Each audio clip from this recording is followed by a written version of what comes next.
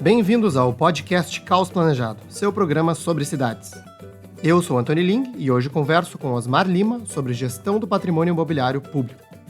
Nascido no Rio de Janeiro, Osmar é engenheiro de produção, assim como mestre em engenharia de produção pela Universidade Federal do Rio de Janeiro. Possui mais de 14 anos de experiência no BNDES, o Banco Nacional de Desenvolvimento Econômico e Social. No BNDES, foi chefe do Departamento de Estruturação de Soluções Imobiliárias e Requalificação Urbana, além de gerente de investimentos em Private Equity e analista de crédito na área industrial. Atualmente é secretário de Desenvolvimento Econômico da Prefeitura do Rio de Janeiro e também responde pela presidência da CCPAR, a Companhia Carioca de Parcerias e Investimentos. Também estão presentes durante a gravação apoiadores do Caos Planejado, que têm a oportunidade de fazer perguntas durante a nossa conversa. Quer participar do nosso grupo de WhatsApp e ficar por dentro do que acontece no urbanismo brasileiro? Acesse caosplanejado.com/apoie. Este episódio é oferecido pela OSPA, um ecossistema de desenvolvimento urbano e imobiliário que simplifica o desenvolvimento das cidades.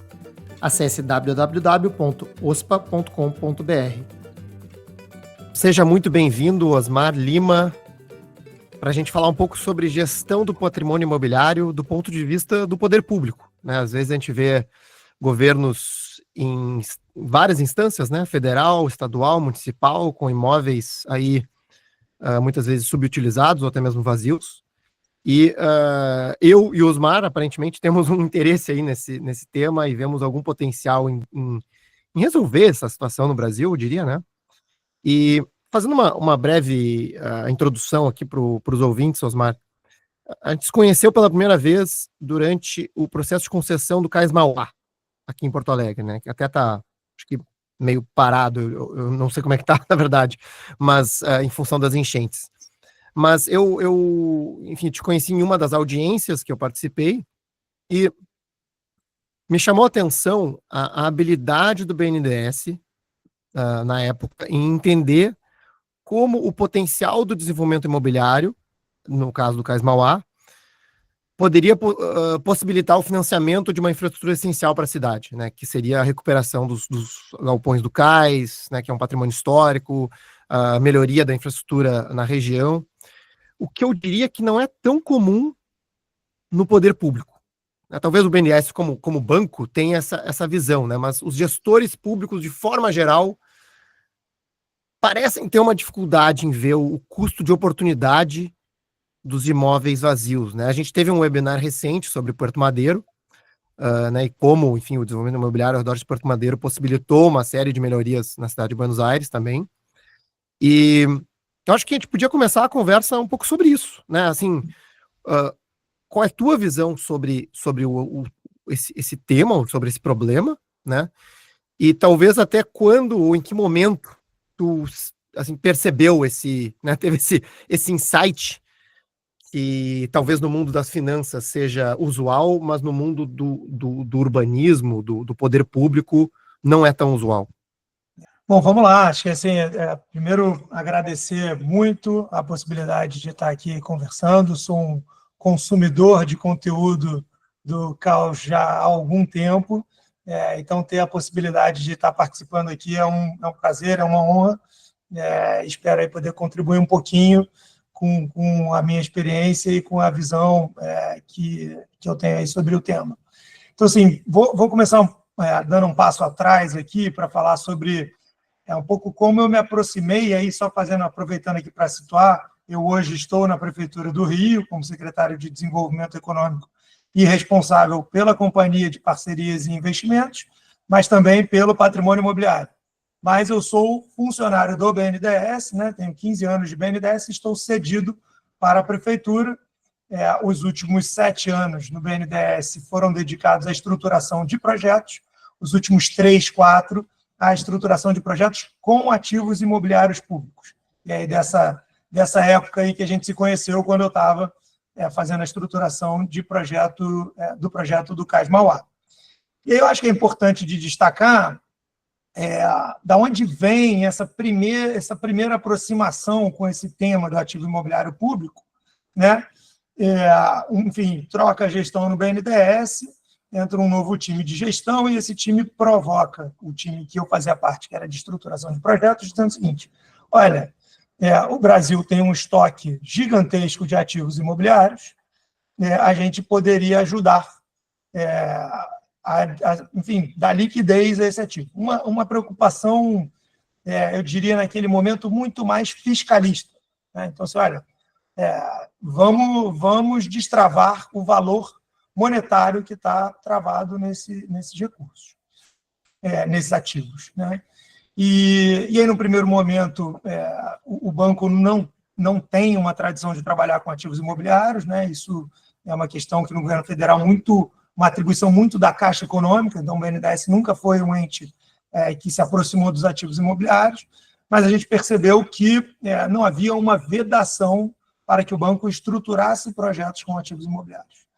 Como não havia uma vedação, veio o desafio de criar um business plan para atuar, para ajudar, para prestar consultoria aos entes públicos nesse desafio.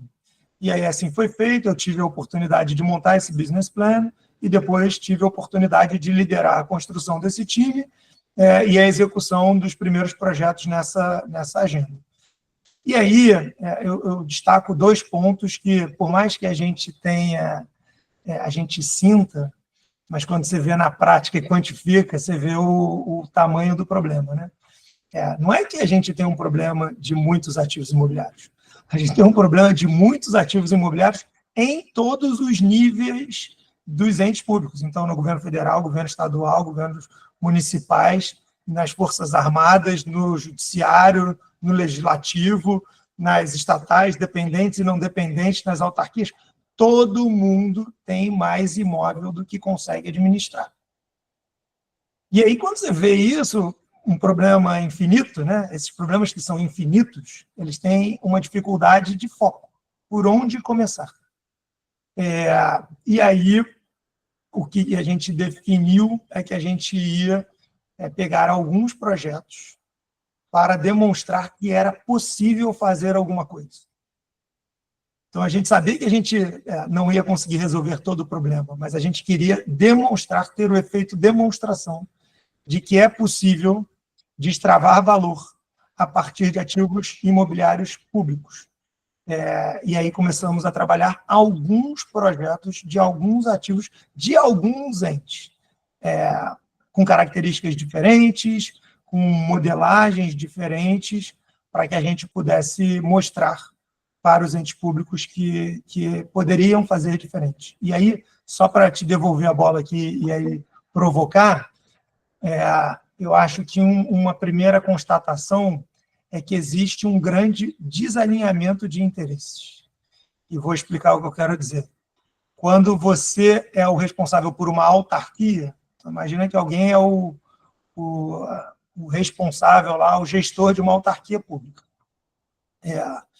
E tem um imóvel dentro dessa autarquia, ainda que seja um imóvel semi-ocupado ou desocupado, né? Essa autarquia tem no orçamento dela um recurso para manutenção mínima daquele imóvel, de segurança, enfim, minimamente manter aquilo em pé. Se o gestor decide vender aquele imóvel, então fala, vou fazer um esforço de venda desse imóvel. Ele mobiliza toda a estrutura dele, prepara edital, leilão, corre todos os riscos de avaliação, de alguém questionar, etc., e vende aquele imóvel.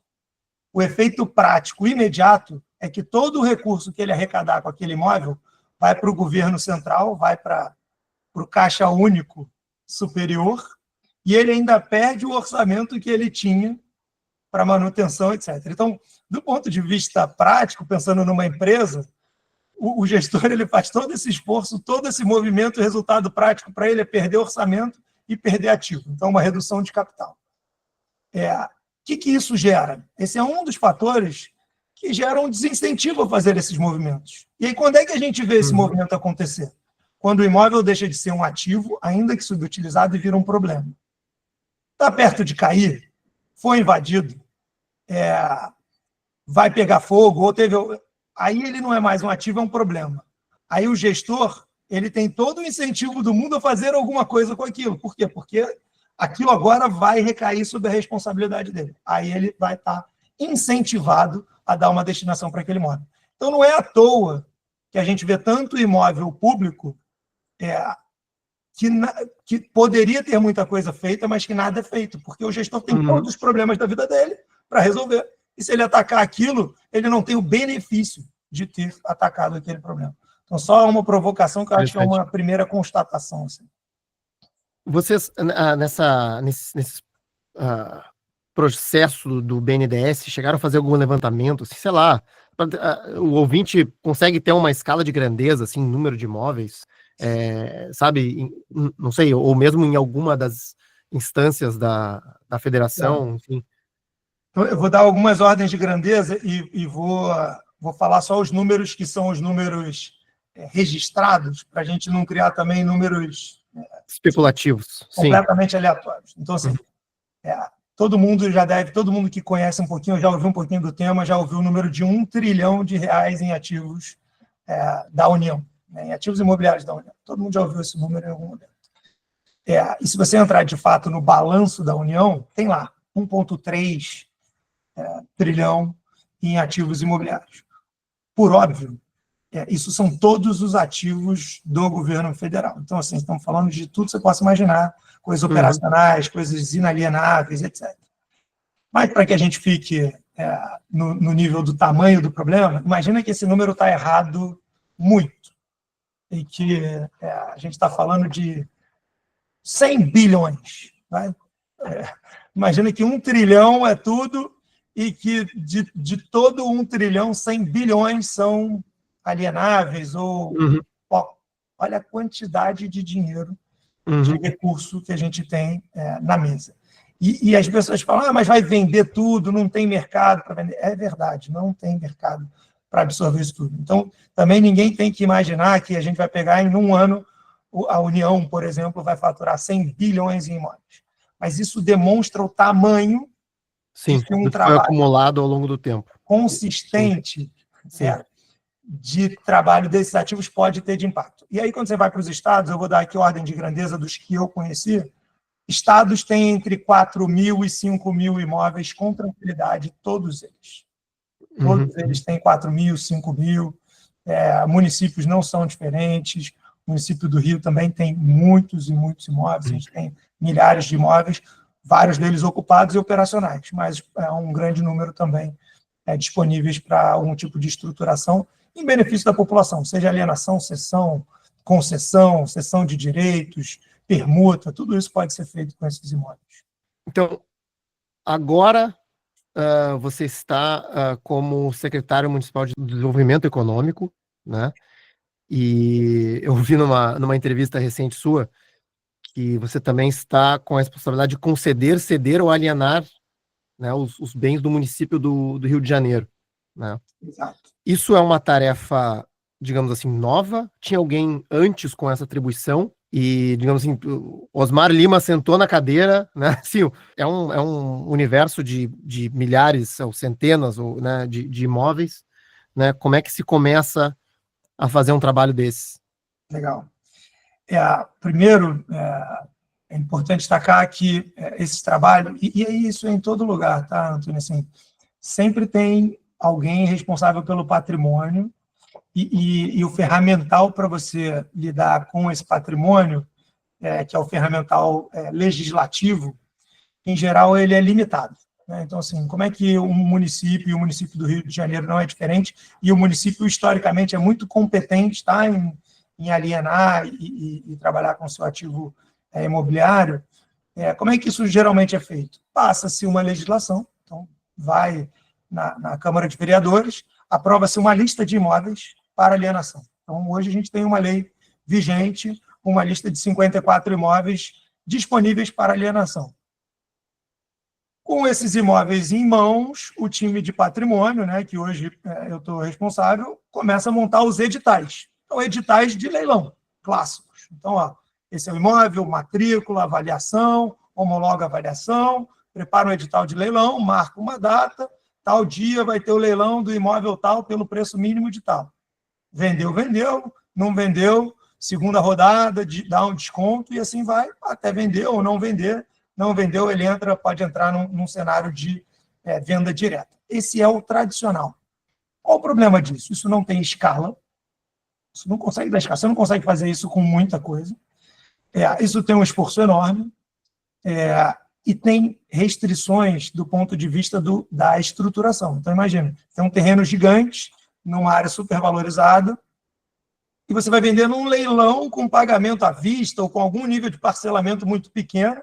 Imagina um incorporador que gostaria de desenvolver, fazer uma permuta, fazer um processo mais estruturado, ele não vai ter o que fazer, ele toma todo o risco nessa compra, ele vai descontar esse valor ao máximo e vai comprar pagando um grande desconto, o município está deixando dinheiro na mesa e perdendo a oportunidade de oferir mais benefícios para a sua população em troca daquele ativo que é tão valioso.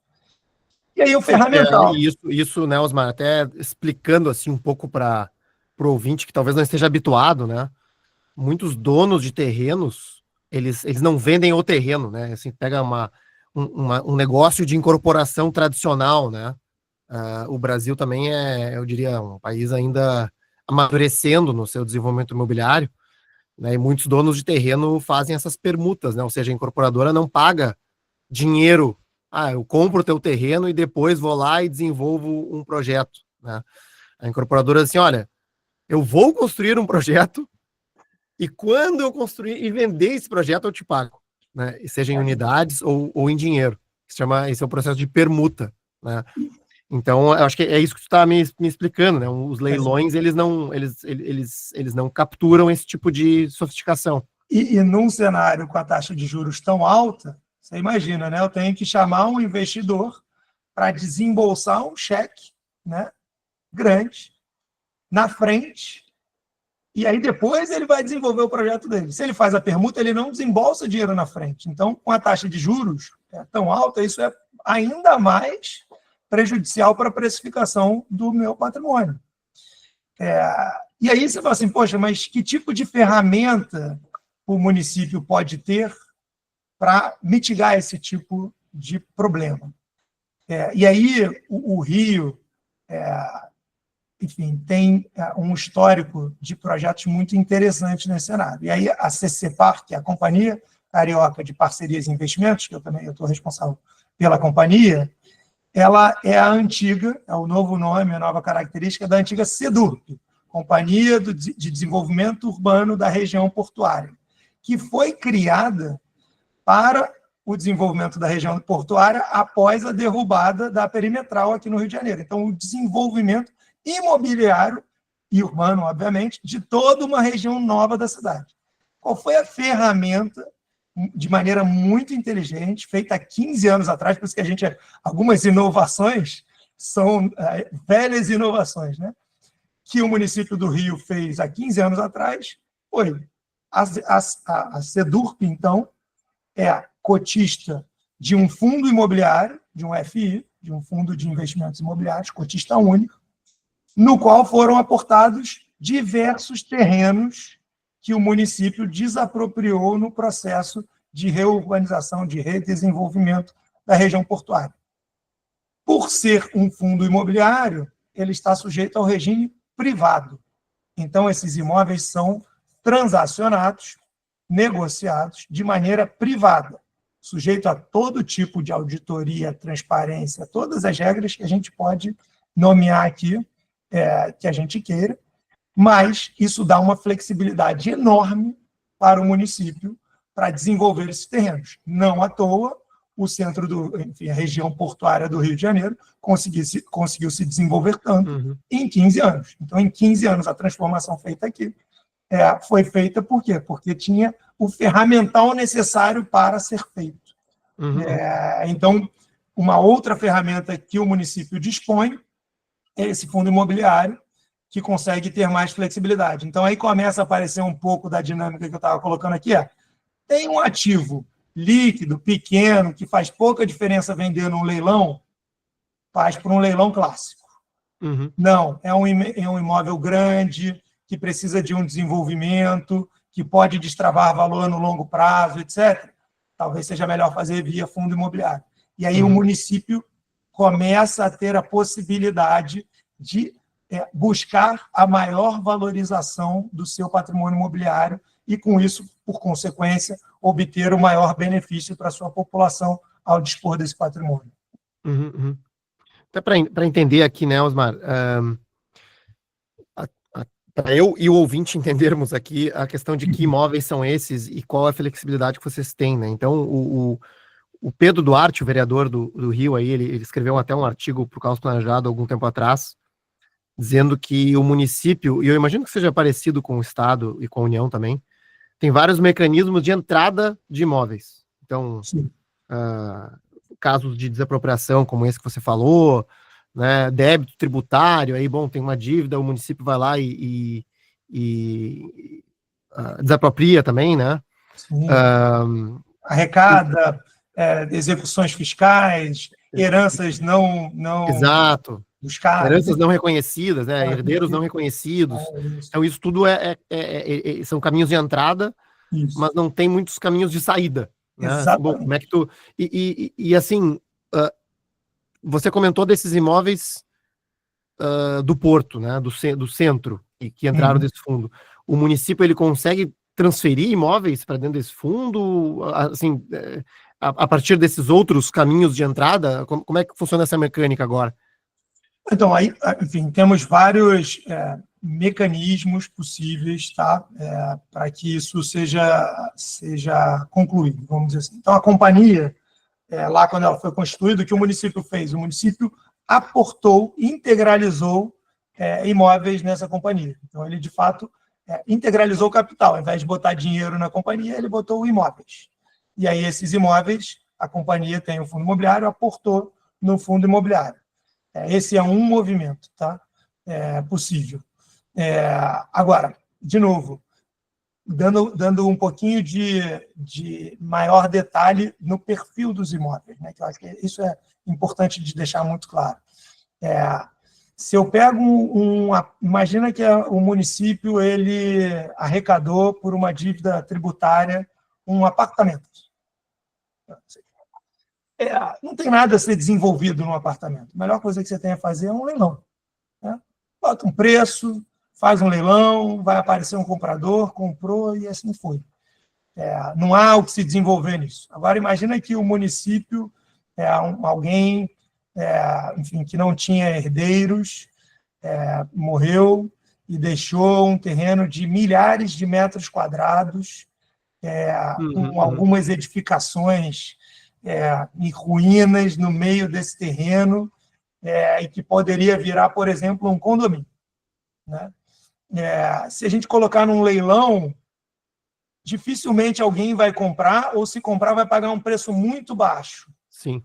Se eu consigo trazer isso para dentro da companhia, seja por uma integralização de capital, seja, enfim, uma dação em pagamento por alguma dívida que existe entre a companhia e o município, enfim. Aí o tecnicismo aqui, para a gente também não ficar muito técnico, claro. dos mecanismos, mas se eu consigo trazer para dentro da companhia e colocar dentro de um fundo imobiliário, o fundo vai conseguir, vamos fazer primeiro a transação num pedaço do terreno, depois vamos desenvolver um master plan para esse terreno, para trazer investidores diferentes, vamos pensar num conceito, e aí você vai agregando valor a esse terreno, e aí o município vai conseguindo absorver e capturar a melhor destinação e o valor que vem no longo prazo do desenvolvimento desse terreno. Então, essa é a grande diferença, mas sim, a gente tem mecanismos para fazer esse balanço. Mas sim, a gente arrecada muito mais do que a gente consegue ainda ter como porta de saída. Sim. Isso é um fato. Osmar, eu vou externar aqui uma opinião comum aqui do mundo do urbanismo, tá? Ou mesmo do morador que vê aí, assim, anda pela cidade, vê um monte de prédio do INSS, né? Aqui em Porto Alegre tem um enorme no centro, sim, né? Inclusive tá ocupado, inclusive, sim, né? E aí, ao olhar esse estoque, né, surge o seguinte comentário: todo esse estoque de imóveis públicos poderia virar moradia social. Tá, assim, é muito comum ouvir essa ideia, digamos assim, né? Qual a sua opinião sobre isso? Qual a viabilidade disso na prática? Bom, vamos lá. Acho que esse realmente, eu acho que é um sentimento que todos nós, né, como cidadãos, assim, vamos lá, o Brasil tem um déficit de habitação, que esse número, enfim, eu confesso que já ouvi milhões de vezes esses números variando. Vou falar aqui com todo o risco de ser contestado por alguém que me diga, não, está errado em vezes, mas assim, sei lá, em números quantitativos de pessoas sem habitação seria 6 milhões, se você botar qualidade, ou seja, habitação que não tem mínimo de dignidade, estamos falando em 25 milhões, sei lá, qualquer número que seja. Seja lá qual for esse número, a gente precisa produzir habitação de interesse social em escala no Brasil. Acho que esse é um diagnóstico que todo mundo tem, né? A gente precisa prover habitação de qualidade digna em escala. E aí, quando você olha para um conjunto de imóveis e prédios vazios, sobretudo públicos, você fala, se eu preciso de imóvel, eu tenho prédio, se eu preciso de habitação, eu tenho prédio e terreno, por que eu não tenho um casamento perfeito? Esse casamento perfeito, né? E eu acho que tem dois problemas que levam ao entrave disso. O primeiro é que é sempre, quando você entra na máquina, você entende que esses imóveis têm diferentes proprietários e cada proprietário tem a sua característica diferente. Então, só porque a gente citou o INSS aqui, né? O INSS, boa parte dos imóveis estão atrelados às obrigações previdenciárias do país. Se o INSS se desfaz de um imóvel, quem compra esse imóvel, quem recebe esse imóvel, tem que ressarcir o fundo, né? Afinal de contas, esses imóveis estavam lá para fazer frente aos pagamentos previdenciários. E aí tem sempre uma dificuldade, tem que bater valor, tem que fazer esse tipo de avaliação, tem que fazer uma transação de fato. Isso para citar uma pequena dificuldade. E aí você vai para... Então, assim, você chega no município, não, sei lá, Porto Alegre, o imóvel do INSS é do governo federal, né? Não é do município. Então, a dor da falta de habitação digna é do cidadão, né, que não tem essa habitação, e ela se manifesta na cidade. Os maiores proprietários de imóveis, principalmente os imóveis de maior porte, não são as cidades. Uhum. As cidades sofrem boa parte desse problema, mas não tem o ferramental correto para resolvê-lo, porque o estoque maior de imóveis não está na cidade. Uhum. Ainda assim, com o estoque próprio da cidade, que, enfim, seria você podia falar, tudo bem, não tem os outros, mas e os seus próprios, né? E os próprios municipais? Os próprios municipais, em geral, e aí eu não conheço a realidade de todos os municípios, em geral, são poucos, e os que são poucos disponíveis, em geral, são mais operacionais, né? E aqueles que são disponíveis não são prédios ou construções, são terrenos, são coisas... Porque a municipalidade, em geral, não tem recursos disponíveis para ficar mantendo prédios vazios. Então, se ela tem um imóvel, ela vende rapidamente. Porque se ela não vender rapidamente, aquela construção vai decair muito rapidamente de qualidade, vai virar uma ruína. Então, ele ou ocupa com algum órgão, alguma coisa, ou vende. A capacidade de transformar em habitação demanda uma alocação de recursos. E aí produzir 6 milhões ou qualquer número de habitações, minha visão, e aí vou colocar aqui, demanda um plano nacional, integrado, governo federal, estados e municípios, de habitação, né, para a utilização desses imóveis em todas as escalas. Então, um alinhamento, e a gente sabe o quão difícil é isso, por isso que falar é fácil, executar é muito difícil, de recursos destinados a um plano plurianual de habitação focado nesse tema e que pode, sim, pegar um contingente importante de imóveis federais, estaduais e municipais e destinar para isso. Infelizmente, não vemos isso acontecendo enfim, em nenhum prazo, né? Vamos dizer assim, por enquanto não temos isso no horizonte, mas acho que é só por aí. Então, há uma dificuldade que eu diria que é mais burocrática e de recursos, mas que dá uma ansiedade e um desespero ao ver todo esse contingente de imóveis abandonados, sim. Sim, sim. E até, assim, para adicionar, né, Osmar, porque, enfim, é excelente te ouvir da ótica de alguém do poder público, mas, assim, olhando como alguém que já olhou muito de perto o desafio do retrofit, né, do ponto de vista de operacionalização, conversão desses imóveis, né, é caro fazer esse processo, né, assim, e principalmente se é um edifício que não foi concebido para habitação, né? Bom, um edifício de, sei lá, de escritórios, né? O próprio edifício do INSS, né? Que é uma planta grande, digamos assim, né? Com, assim, planta grande que eu vou chamar aqui são janelas distantes do meio da planta, né? É difícil fazer essa conversão, tecnicamente, e é caro, não só em termos de recursos, mas de tempo, né? Exige, assim, um trabalho longo, não é como se fosse assim, bom, vou pegar essas famílias, botar nesses prédios e tá tudo certo, né? Ok, poderia se pensar em criar uma equipe para olhar para isso, mas, enfim, de novo, né? É um desafio ainda grande. E acho que para somar nessa conversa, né? Estava falando aqui dos exemplos, né? Grandes exemplos de imóveis em nível federal, né? E eu tenho caso aqui, por exemplo, em Porto Alegre, que não é nem abandonado, está em uso, né? Mas assim, é um galpão de distribuição dos Correios no centro da cidade, né? Na 7 de setembro aqui.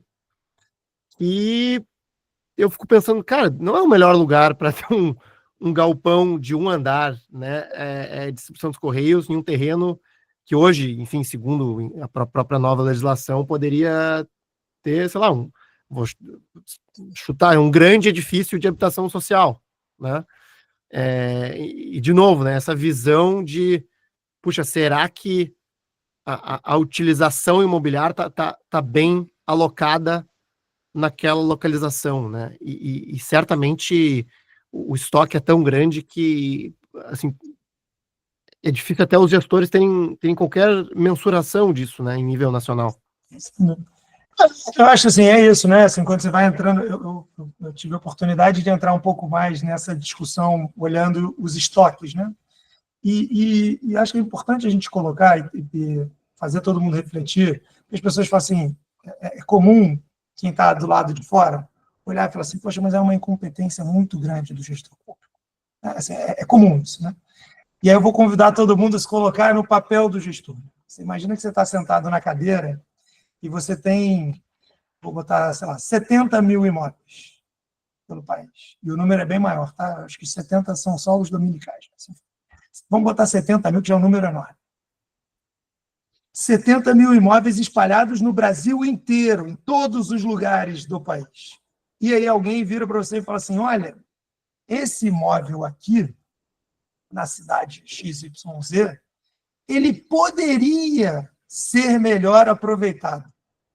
Uhum, uhum. Não é que ele está caindo, Sim. Ele está ocupado, mas ele poderia ser melhor Não, ocupado. exato. Não, eu digo isso até porque, assim, eu sei que os Correios têm um leilão corrente de imóveis, tem um site lá, leilão de imóveis do Correio, ele está sempre tentando fazer alguma coisa, né? Mas é meio infinito o troço. Não, É isso. Então, acho que o convite é esse. Assim. Primeiro, acho que a gente tem que se colocar, né, o trabalho da empatia, se colocar no lado de quem está sentado na cadeira. Do outro lado, aí eu acho que foi onde, enfim, eu tive o privilégio de estar no BNDES, era um time pequeno, mas que a gente tinha a seguinte missão, a gente identificava esses casos e montava a solução. Então, não chegava para o cara e falava assim, esse seu imóvel pode ser alguma coisa melhor.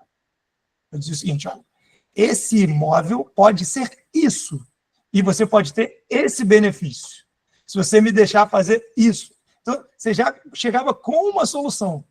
E aí, pronto, aí o gestor fala assim, pô, maravilha. Você não me trouxe um problema, você me trouxe uma solução. Estou dentro, pode tocar essa solução. É isso que eu acho que pode destravar muitas coisas.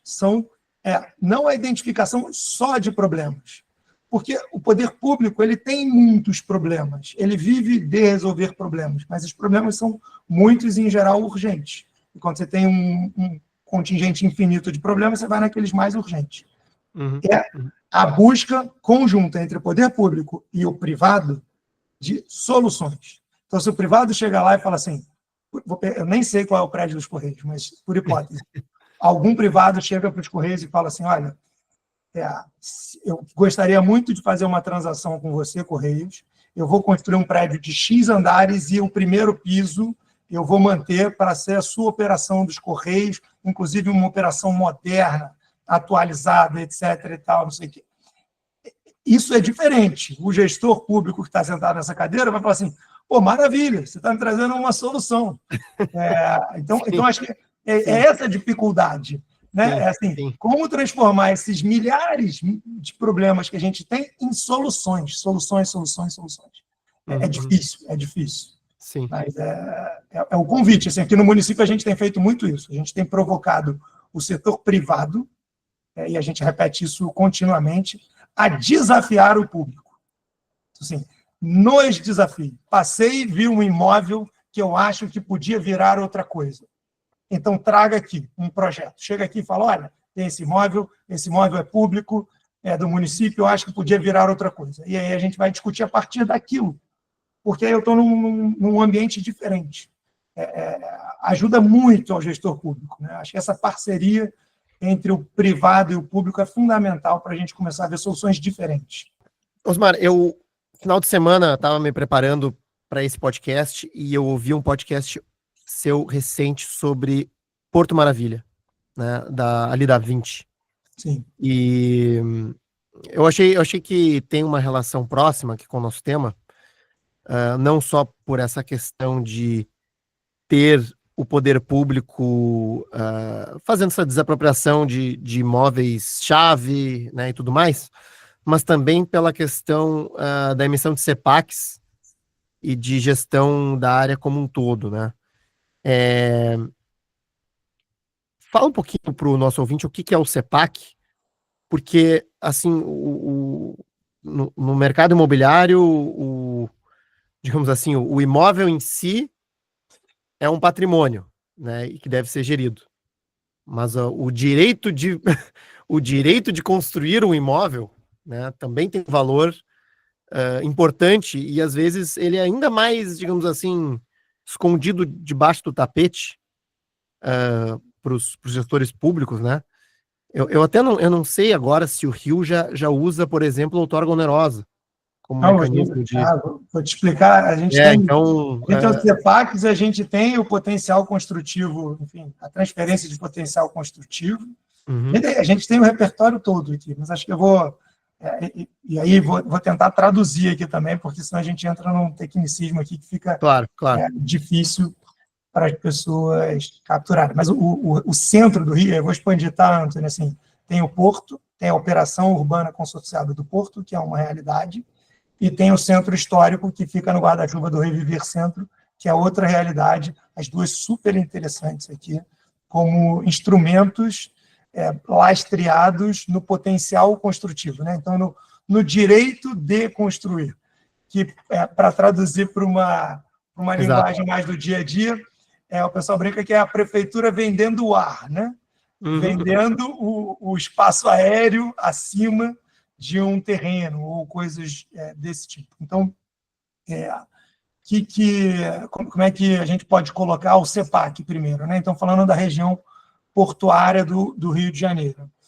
Nem todo mundo conhece e infelizmente, essa semana eu me deparei com o fato de que já existe uma geração inteira que não lembra que existia a perimetral aqui no Rio de Janeiro, que era um viaduto que cortava a região portuária, que por acaso está aqui nas minhas costas, aqui, nessa foto maravilhosa, a região portuária. Então, existia um viaduto, era uma área altamente degradada da cidade. O prefeito Eduardo Paes vai lá e, numa decisão super corajosa, derruba o viaduto e institui uma operação urbana consorciada nessa região, que basicamente diz o quê? Né? ela estabelece parâmetros construtivos para aquela região. Então, diz, olha, nesse pedaço pode-se construir tantos andares, nesse pode, enfim, parâmetros urbanísticos que delimitam os coeficientes de construção, aí tem toda uma nomenclatura técnica para cada região. Mas para fazer isso, para poder atingir esses potenciais, é necessário que o empreendedor que queira construir ali compre certificados que deem direito para aquela construção. Então, a cidade pega uma área inteira, né? Então, assim, o Rio de Janeiro fez aqui na área portuária, São Paulo, enfim, mais famoso na Faria Lima, vai fazer agora um grande leilão de CEPACs, etc. Então, a cidade emite certificados para que o interessado privado compre esses certificados e aí possa construir numa determinada região. Aqui no Rio, foi feito na região do Porto. Para que é feita essa emissão dos certificados? Ao vender esses certificados, a cidade arrecada dinheiro, pega esse dinheiro e investe na infraestrutura daquela região. Então, imagina, o Porto tinha um viaduto, demoliu o viaduto, sumiu o viaduto, ainda tem que construir as ruas, reurbanizar tudo, fazer uma nova infraestrutura de água, esgoto, tudo. Imagina, é uma região toda nova que precisava ser completamente construída.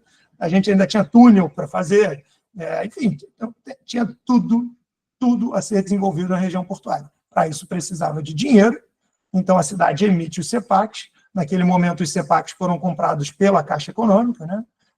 Enfim, e aí os recursos que foram comprados, obtidos por meio desses CEPACs, são investidos na infraestrutura urbana dessa região, e não à toa a região portuária do Rio de Janeiro tem uma infraestrutura urbana absolutamente fantástica, nova, moderna, enfim, toda colocada por meio desse mecanismo. Depois a Caixa Econômica negocia esses CEPACs, enfim, com os empreendedores que querem subir seus empreendimentos. Agora a gente está vendo todo tipo de empreendimento residencial, a gente já tem um conjunto grande de empreendimentos comerciais nessa região, e a região vai se desenvolvendo por meio dessas construções que utilizam terrenos, né? Então, o empreendedor ele compra um terreno e compra um conjunto de CEPACs que permite que ele construa nesse terreno.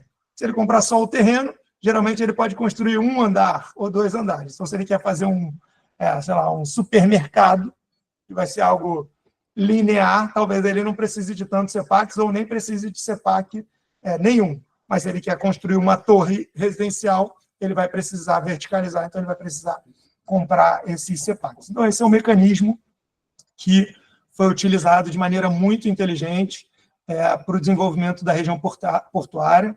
A cidade também ficou com algum conjunto de CEPACs, né, e alguns terrenos aqui na CCPAR, e vendeu seus CEPACs e seus terrenos para dar impulso nesse desenvolvimento, né? Então, a gente vê o movimento todo residencial aqui na região portuária.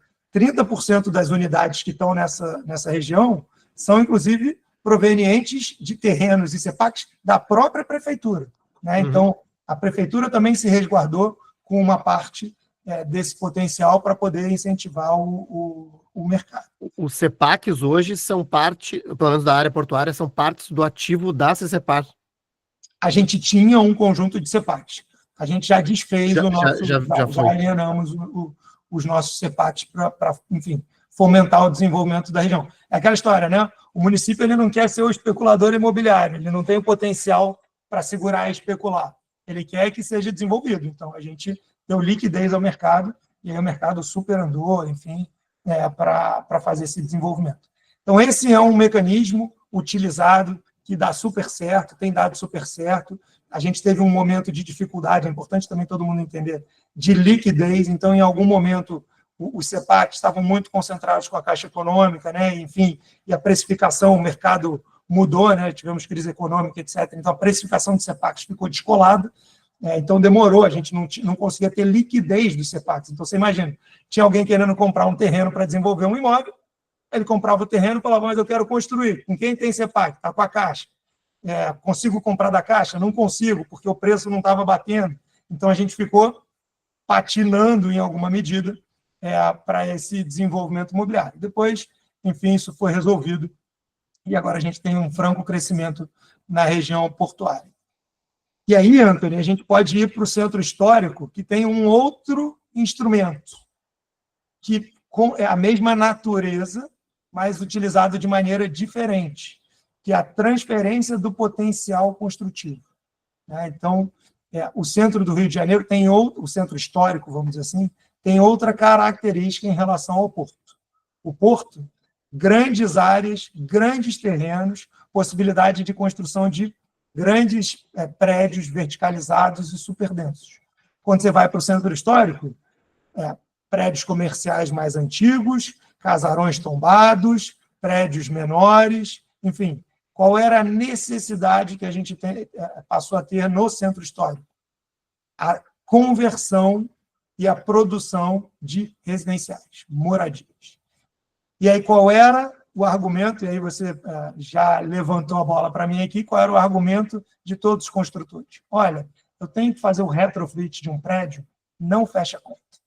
Sai mais caro do que eu fazer um prédio novo. Então, eu não vou para o centro do Rio de Janeiro fazer retrofit. Não faz sentido. O dinheiro que eu vou gastar para comprar o prédio, converter ele de comercial para residencial, e depois, quando eu vender, não vai pagar o meu investimento e nem o risco de fazer esse investimento. Isso deixava engessado esse mecanismo, a gente não conseguia produzir residencial no centro do Rio de Janeiro, lembrando que o centro do Rio de Janeiro passou décadas proibido por lei de produzir residenciais. E aí, num movimento muito inteligente, assim, que a prefeitura... Eu tenho o conforto de falar sobre isso, porque eu estou na prefeitura há pouco tempo, então eu não fiz esses movimentos, eu só me orgulho de ver acontecendo e de estar desfrutando desse movimento. E aí, com grande participação do Washington Fajardo, que eu sei que é um dos colunistas do Caos, um parceiro, o Rio institui o Reviver Centro. E, na prática, o que passa a vigorar?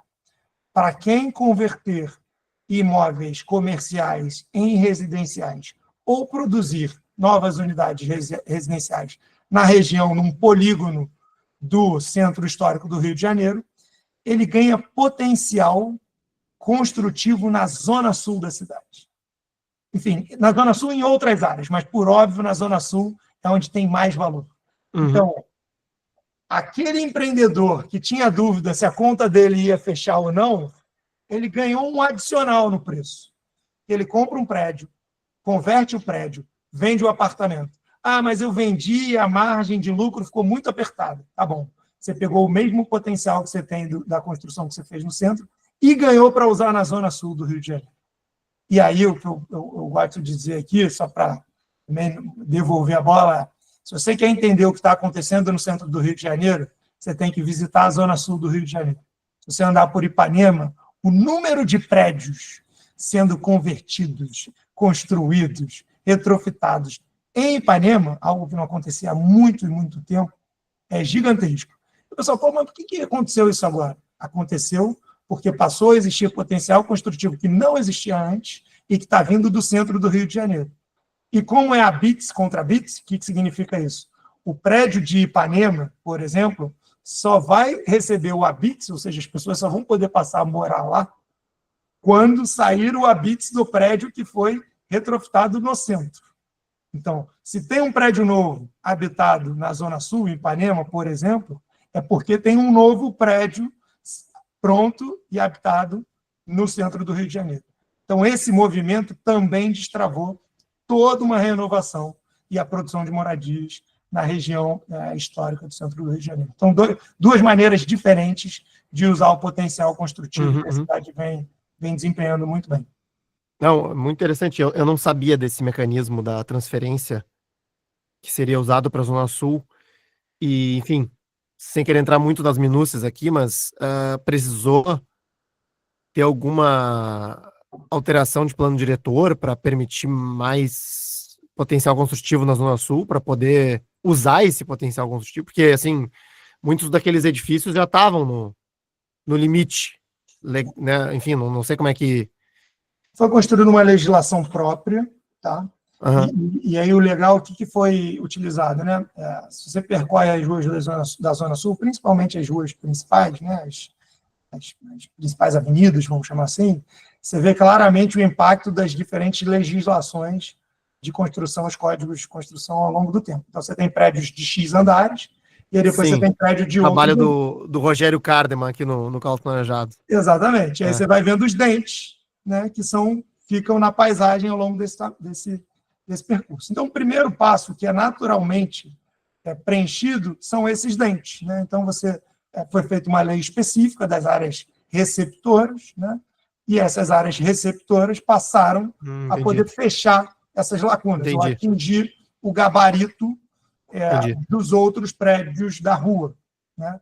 Então, isso por si só já destravou. E o Rio de Janeiro também teve a oportunidade de passar nesse período agora recente, aprovado no ano passado, se eu já não estou perdendo as contas, de um novo plano diretor. Então, foi revisto o plano diretor de toda a cidade, já com o Reviver Centro vigente. Então, a compatibilização das legislações ficou mais fácil.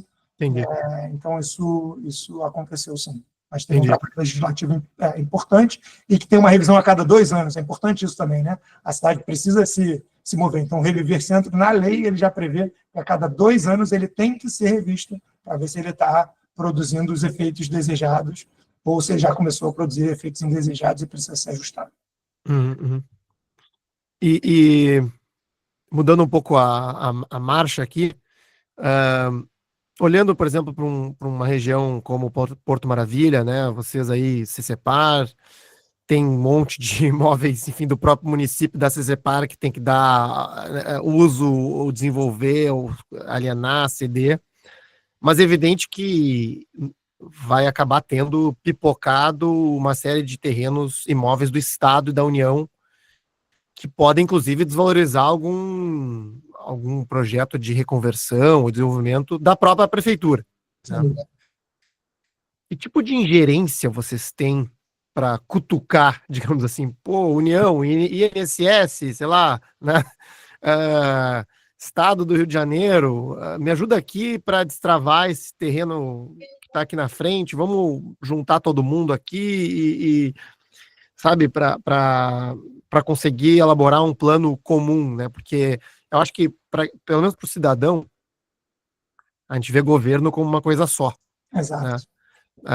Mas eu sei por inúmeras conversas e experiências que é bem diferente disso, né? Então, acho que vale aprofundar um pouco nisso também. Bom, vamos lá. Eu acho essa é uma excelente pergunta e eu concordo. Assim, o cidadão ele tem que ver o governo como uma coisa só, apesar de entender plenamente, né, o cidadão entende plenamente que não é uma coisa só e que tem suas diferenças. Mas quando a gente chega no âmbito municipal, a cidade, acho que, como eu disse lá no começo, a cidade sofre as dores de imóveis abandonados, desocupados, subutilizados. Não é o Estado que sofre, não é a União que sofre, é a cidade, é o cidadão. Quando tem um imóvel abandonado, não é uma entidade, União, que sofre com aquilo. É o cidadão que mora do lado ou que passa ali na frente todo dia e vive uma situação de insegurança ou de qualquer coisa desse gênero. Então, desse ponto de vista, a cidade talvez seja, e aí o município, né, a prefeitura, seja o órgão mais preparado, mais capaz de provocar os outros órgãos. Isso não quer dizer que tenha ingerência ou a capacidade de convencer, mas é aquele ente que tem a maior capacidade de provocar. Né? Então, assim, a cidade entende a dinâmica dela, a cidade sabe o quão aquele imóvel é problemático ou pode ser uma solução. A cidade entende o que ela precisa para aquela região. A cidade deveria, e nem sempre tem, ter um plano para desenvolver determinada região. Então, nesse sentido, eu acho que cabe sim à cidade, e aí, né, repito, da melhor maneira possível, trabalhando com os parceiros privados, com a sociedade, propor ideias, soluções para esses imóveis e provocar os outros entes. Eu tive a oportunidade, pelo BNDES, de fazer o master plan do centro do Rio de Janeiro com foco nos ativos imobiliários públicos, de vários entes diferentes. Era um estudo, era só um estudo. Ele não tinha nenhuma ambição de que se tornaria o que estava escrito ali realidade.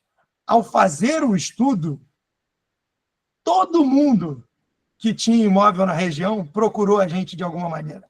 A sociedade procurou a gente de alguma maneira. Todo mundo queria discutir aquilo que estava colocado num estudo. Por quê? Porque foi todo mundo provocado com uma solução. Então, a gente pegou imóveis e disse aqui, esse imóvel poderia ser isso. Isso quer dizer que ia virar aquilo? Que não queria dizer nada, era só uma ideia e uma proposta. Mas, ao fazer isso, a gente provocou os entes. Então, a cidade tem essa capacidade, ou deve ter essa capacidade, isso é algo que a gente também vem procurando fomentar aqui, de cutucar, provocar, estimular os outros entes de diferentes níveis, tá? A trabalhar conosco para nos ajudar a resolver os nossos problemas. E aí, assim, talvez só para botar um caso exemplar da cidade do Rio de Janeiro, é o edifício à noite. O edifício à noite era um edifício federal, que eu acompanhei as tentativas de venda, começaram em 129 milhões, depois 100 milhões, 89 milhões, foi descendo e não vendia, o parceiro privado não comprava, e a cidade do Rio de Janeiro foi lá e disse, eu compro. Comprou, acertou a legislação, arrumou e vendeu para um privado. Então, ela resolveu o problema da União, a União só queria se desfazer do bem. A cidade falou, não tem problema, me dá, eu resolvo. E depois vendeu para um privado e o privado está desenvolvendo e todo mundo feliz. Então, acho que é isso, assim. Eu acompanhei esse processo, eu achei bem audacioso e para não dizer esses precedentes aí no jogo imobiliário público, né? Exatamente. Foi bem interessante. Exatamente. Bem interessante. Osmar, achei muito legal entender melhor o papel da CCPAR, né, em relação a desenvolvimento imobiliário a partir do poder público, de destravar esse valor, né, e me lembrou não só desse case de Puerto Madeiro, que eu comentei, né, a gente tem um webinar aqui para os ouvintes que tiverem interesse, mas tem um case interessantíssimo da cidade de Copenhague, eu não sei se você conhece. Haven, né?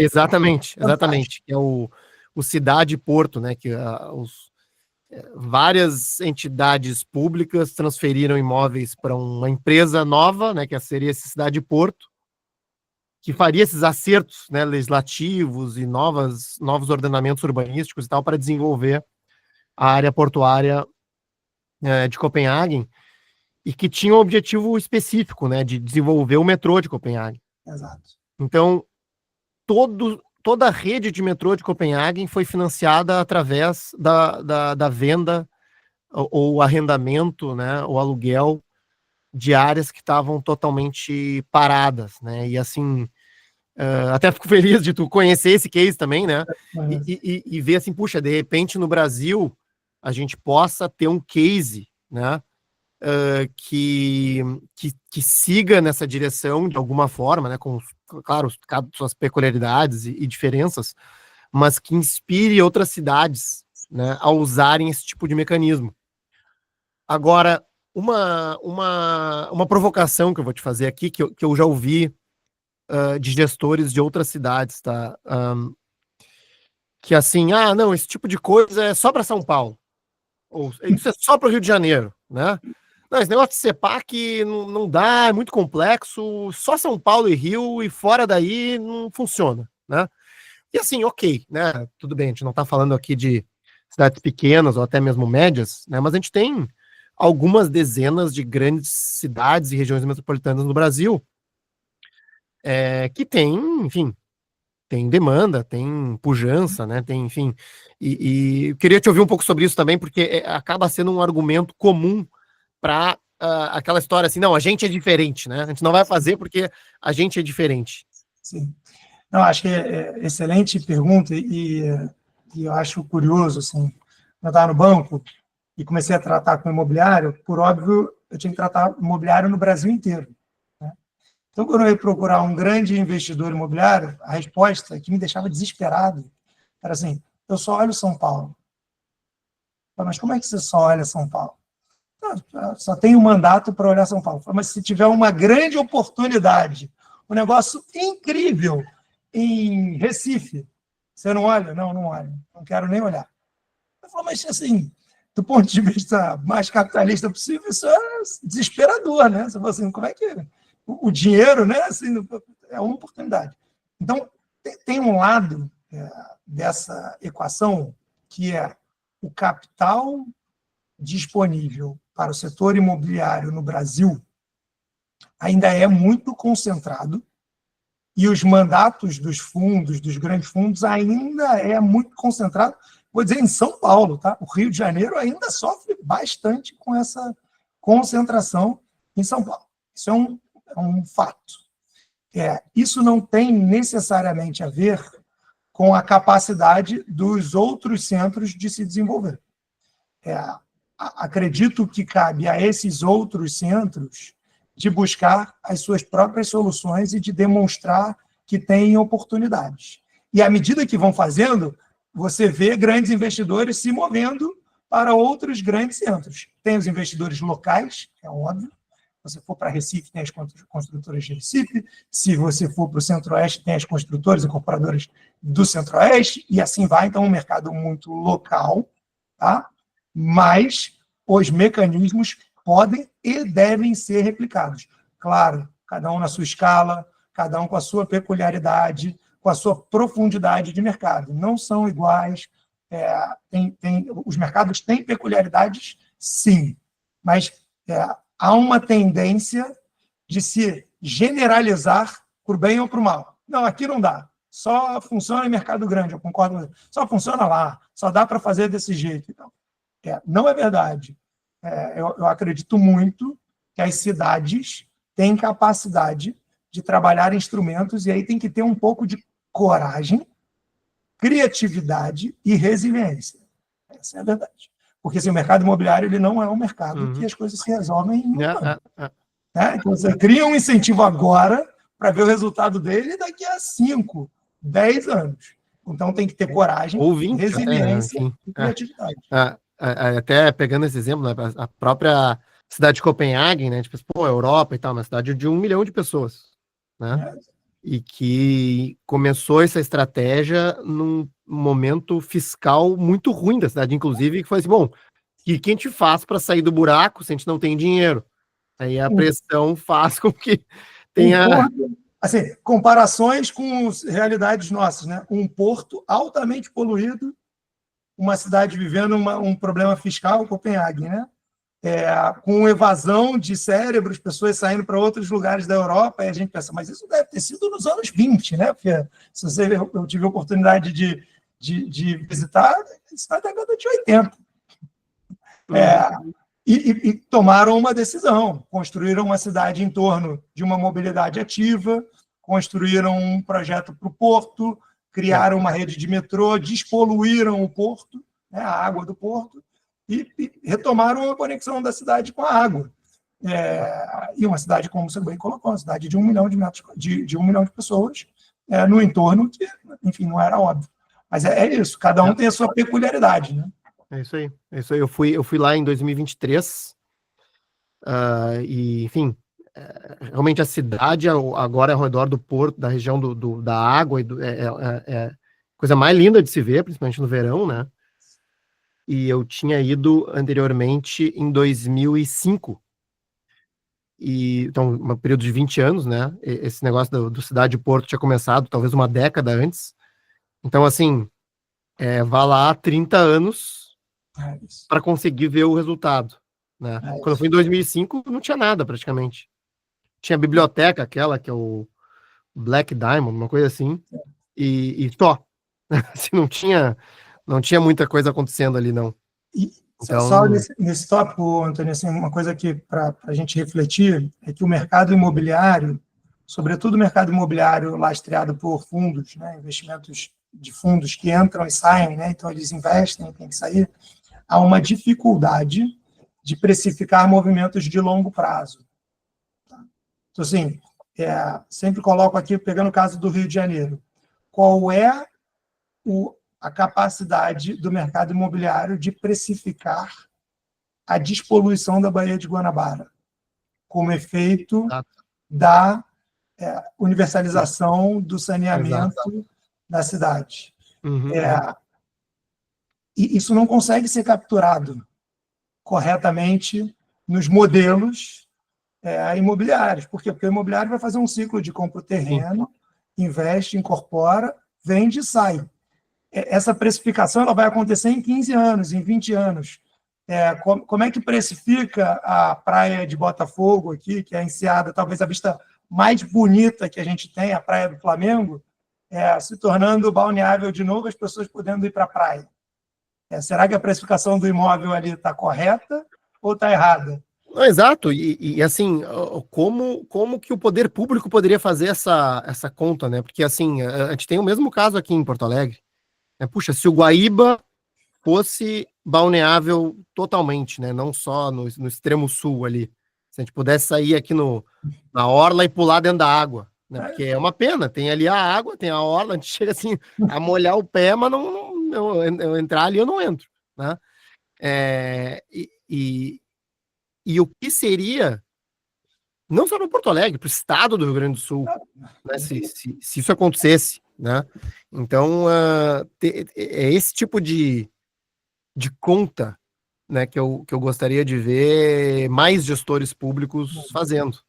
O estado do Rio de Janeiro, boa parte dele está em torno da Baía de Guanabara. Você imagina o impacto na região inteira, se todos os municípios do entorno tivessem um acesso à Baía limpo. Assim, é uma loucura. Incrível. E o mercado imobiliário não consegue precificar isso porque não tem visibilidade e o modelo de negócios não é para ter essa visibilidade. Sim. É uma tarefa para o poder público mesmo. Só o poder público consegue olhar o longo prazo. Essa é a verdade.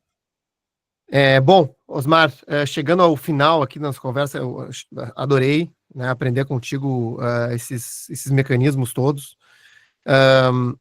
Queria deixar a tua palavra para o final, fazendo as seguintes perguntas, assim, né? Bom, que futuro tu vislumbra, né? Tu tá começando aí nessa cadeira, na CEPAR, né? Quais são aí teus grandes objetivos, né? Durante essa gestão. E se faltou alguma coisa na nossa conversa, né? Se tem algum outro assunto ou tema sobre essa questão de patrimônio público que tu gostaria de falar que a gente não cobriu aqui. Eu vou começar pela última parte de um tema que daria uma outra conversa de, enfim, 2 horas, que é o patrimônio do ponto de vista histórico, o patrimônio tombado, recuperação de patrimônio, revitalização de patrimônio. Isso é um tema no Rio muito importante. Então, o Rio de Janeiro concentra um pedaço gigantesco da história do Brasil, né? E a gente precisa se esforçar para manter esse patrimônio escrito nos prédios, né? Demonstrado nos ativos imobiliários. A gente está fazendo um programa para isso, a gente vai desapropriar um conjunto grande de imóveis por meio da asta pública, então, leilão, né? A gente desapropria e coloca para leilão, e vamos subsidiar com R$ 3.200 por metro quadrado a reforma desses imóveis. Então, é também um movimento ousado para revitalizar um conjunto importante. Um bom valor. É um bom valor. Exatamente. Então, acho que esse é um capítulo que é muito importante, e acho que aqui a gente vai ter no Rio de Janeiro também um exemplo para mostrar para o resto do país de uma política pública que pode, espero que dê resultado de revitalização de patrimônio histórico. Mas, falando mais do que eu espero deixar aqui, construir, primeiro, acho que construir exemplos de soluções que coloquem o Rio de Janeiro na vanguarda da criatividade do ponto de vista de política pública, na parceria entre o poder público e parceiros privados. Então, demonstrar que o poder público deve e tem a responsabilidade de cuidar da cidade, mas que essa não é uma responsabilidade única e exclusiva do poder público. Essa é uma responsabilidade de todos. E que se o poder público trabalhar com o parceiro privado e construir soluções, a gente vai ter a capacidade de fazer esse movimento andar mais rápido, porque o orçamento público ele é limitado e os problemas são maiores do que o orçamento.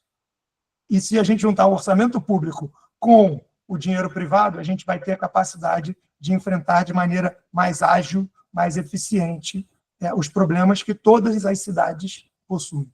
Então, sentado aqui na cadeira da Companhia Carioca de Parcerias e Investimentos, o meu objetivo é que a cidade construa mais parcerias, atraia mais investimentos e que todos possam ver o Rio de Janeiro como um exemplo que já é, e na minha visão, pouco reconhecido, de criatividade na construção de projetos ousados, né, e que trazem uma nova dinâmica para o ambiente da cidade.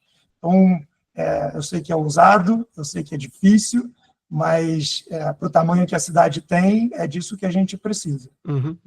Então, esse é o legado que eu espero poder contribuir, porque, enfim, isso aqui é construído a muitas mãos, eu tenho a possibilidade de estar sentando numa cadeira que já tem 15 anos, né? Essa companhia já tem 15 anos e já fez muito pela cidade. É muito legal, sucesso no desafio, né? Vocês já tinham falado ali no podcast da 20 da referência mundial, que é o próprio Porto Maravilha, né? Então já tem aí uma base para se construir em cima, eu diria, né? E além de outras coisas, né, que a gente até referencia aqui no Caos Planejado, o próprio Favela Bairro, né? É um case que precisa ser lembrado de tempos em tempos. Então, enfim, desejo sucesso e, mais uma vez, obrigado pela participação. Eu que agradeço, sempre um prazer. E, enfim, vou continuar aí consumindo o conteúdo do Caos Planejado e convido todos também, porque é muito bom. Valeu. Obrigado, Osmar. Última coisa. O pessoal está me pedindo aqui. Uma indicação de livro ou de alguma coisa para quem gosta desse assunto. Vamos lá. Eu vou indicar um livro que eu sofri um pouco para achar ele, porque é mais antigo, e aí vou trazer para a temática que o Rio de Janeiro se debate tanto, que é a segurança pública. E eu queria achar um livro que traçasse soluções urbanas para a segurança pública. E para minha surpresa, infelizmente, eu não achei muito conteúdo, livros publicados. Eu achei um livro que eu não lembro a data exata de quando ele é, mas acho que ele deve ser da década de 80, alguma coisa assim, se chama Defensive Spaces. Não me pergunte o autor, que eu não vou lembrar agora, mas talvez você buscando vai achar rápido. E é um estudo nos Estados Unidos de tipologias e construções urbanas que poderiam mitigar os impactos ou melhorar a segurança pública. E aí a gente pode discutir se aquilo que está lá previsto funciona, não funciona, etc. Mas o que me impressiona e que eu gostei muito é a abordagem de pensar a cidade não como mais polícia, mais não sei o quê, a cidade como uma maneira de melhorar a sensação e a segurança dos espaços. Então, eu recomendo, gostei muito de ler, concordo ou não concordo com os resultados, mas a abordagem é muito, muito interessante. Então, chama Defensive Spaces, eu comprei via um sebo nos Estados Unidos e trouxe para casa, bem amarelinho, mas é uma delícia de ler, recomendo muito. É interessante também citar esse livro, Osmar, porque esse autor e esse livro, ele foi trazido aqui por um dos apoiadores do Caos Planejado, do Percival Barbosa, que tem um instituto aí que ele chama de CPTED, né? Crime Prevention Through Environmental Design. E, enfim, é um tema aí que a gente está começando a incorporar a partir da contribuição do Percival, que é o Percival Barbosa, que enfim, se aprofundou nesse assunto e achei curioso, né, a tua recomendação nesse contexto. Então, muito legal e podemos avançar nesse tema também. Que bom, que bom. Valeu, obrigado. Muito obrigado. Até a próxima. Valeu, gente. Tchau, tchau. Nesse episódio, conversamos com Osmar Lima. Se você gostou desse episódio e quer ficar por dentro do que acontece no urbanismo brasileiro, apoie nosso projeto e participe do nosso grupo de WhatsApp. Acesse caosplanejado.com/apoie. Esse podcast vai ao ar com a ajuda de 2 apoiadores institucionais. A OSPA, um ecossistema de desenvolvimento urbano e imobiliário que simplifica o desenvolvimento das cidades. Acesse www.ospa.com.br. E Aparecido e Carvalho Pinto Advogados, escritório especializado em direito urbanístico, viabilizando projetos que transformam cidades. Visite acp.adv.br.